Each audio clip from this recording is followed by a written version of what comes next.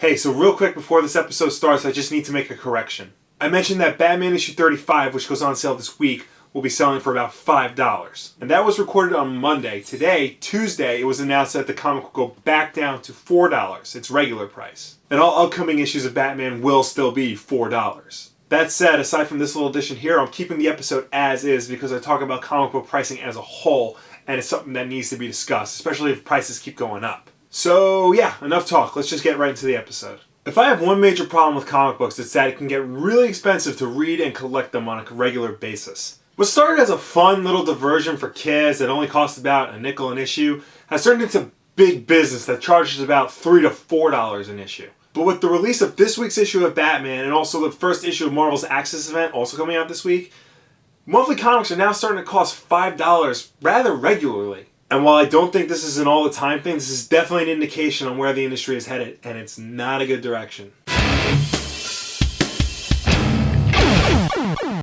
As I mentioned earlier, comic books can get rather expensive, with the average monthly issue costing between $3 and $4. The price difference is due to any number of factors. The page count, the print quality, the creative team that's on it, the covers being a special cover, etc. Now when I started reading comics regularly back in the early 2000s, they were about $2.50 for a monthly issue on average. They rarely cost more than $3, and if they did, you knew it was a special issue like an annual or a 100-page giant or something along that line. But with the cost of everything going up, publishers have to find a way to make their money back, and unfortunately they pass that cost on to you.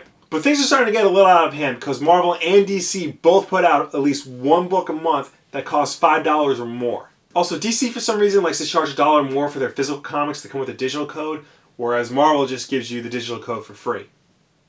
Not sure why that is. To give you an example of how extreme these prices can be for a monthly book, let's take a look at DC's recent Batman event, Zero Year. For the most part, a single issue of Zero Year costs about $4, the standard price for a Batman comic.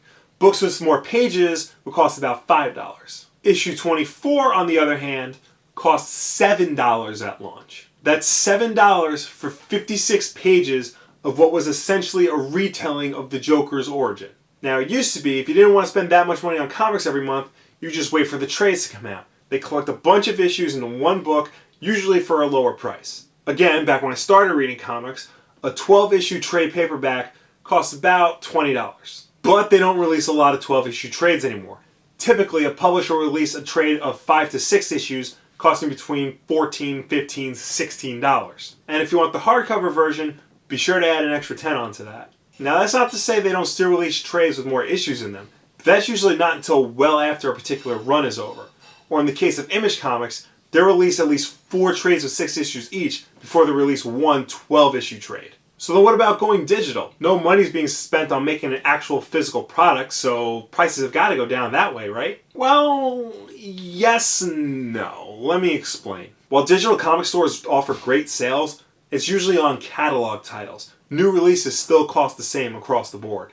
See, digital retailers like Comixology, iTunes, and so on are in a similar boat to Xbox Live and PlayStation Network. While technically they could sell new releases for a discount, they don't because A, brick and mortar stores still make up the bulk of their sales and they don't want to undercut them and make them upset, and B, they make more money if they sell it for full price. Now, digital stores do reduce the price of their comics, but not very often and not by a lot. DC will reduce the price of a book 2 months after its release, whereas Marvel can take up to a year before they start offering a discount. Also, it's only usually $1 off, meaning that 7 issue of Batman is currently on sale on Comixology for $6. Okay, so buying monthly comics is expensive no matter how you slice it. What's a person on a budget to do? The first thing you should do is cut back on the comics you read every month. Maybe cut out monthly comics altogether. I know that sounds like nonsense, but if you can't afford it, then it's absolutely necessary. Look, here's my pull list as of this episode. It may not look like much, but this helps me budget considerably. If I have any spare money left over, then I'll go and see if there's something else that interests me. And I often do buy something else that interests me. Regarding trades and graphic novels, I always try to never buy one at full price. This is where Amazon becomes your best friend. And conventions become an even better friend because they often sell trades at 50% off or more. For digital comics, check your favorite online store every day to see if they're having a sale. But don't just go buying things because they're on sale. Buy something because you want to read it and it's on sale. Also, don't be afraid to look at other stores for deals. I primarily use Comixology and all my stuff is there, But if Google Play is having a sale on something that I want to read, well, I'm going to be a Google Play customer for a day. Side note, the people behind the Humble Bundle have been doing great comic book bundles recently, and you can name your own price. So definitely keep them in mind whenever they do a comic book bundle. The point is there are options. You should never settle for expensive comic books if you can't really afford it. You have a choice. Of course, you can also always choose to not buy $5 comics. And to be honest, if Batman keeps going this route, may have to drop it from that pull list. What do you guys think? Are comic books getting too expensive? How do you save money on them every month? How much were comics when you started reading them, Grandpa? Let me know in the comments down below or on Facebook and Twitter. And as always, like if you like, subscribe if you really like, share this video with your poor friends. Thank you very much for watching. I will see you next time. So as you might have heard, Marvel is about to kill off one of their most popular characters, the X-Man known as Wolverine.